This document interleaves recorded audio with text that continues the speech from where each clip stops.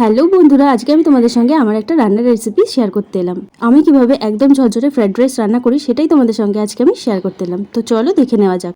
প্রথমে আমি রাইসের চালটাকে ঘন্টাখানেক ভিজিয়ে রেখেছিলাম, তারপর ভালোভাবে জল গরম করে তাতে চালটাকে দিয়ে ভাতটা করে নিয়ে ফ্যান ঝরিয়ে নিয়েছি। তো কড়াইতে ঘি গরম করে তারপর গাজর, বিনস, ক্যাপসিকাম ভেজে নিয়েছি। আর ভাজা হয়ে গেলে তারপর কাজু, কিশমিশ, তেজপাতা দিয়ে আরও একটু ভেজে নিয়েছি।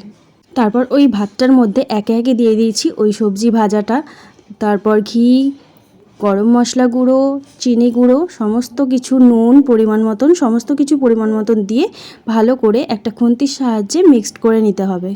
জায়ফল জয়িত্রী গুঁড়োটা দিয়েও আরও একবার ভালো করে মিক্সড করে নিতে হবে। আর এটা কিন্তু একটু আলতো হাতেই করতে হবে যাতে করে চালগুলো ভেঙে না যায়। তো দেখো বন্ধুরা, আমাদের এখানে একদমই চটজলদি কোনো ঝামেলা ছাড়াই রেডি হয়ে গেল সুন্দর ঝরঝরে ফ্রাইড রাইস। তো আমি কিন্তু এইভাবেই ফ্রাইড রাইসটা রান্না করি। এটা কিন্তু রান্না করতে খুব বেশি সময়ও লাগে না আর একদম চটজলদি হয়ে যায়। আর রাইসের সঙ্গে আমি এটাকে সার্ভ করেছিলাম চিলি চিকেন আর চিকেন কষার সঙ্গে। Thanks for watching.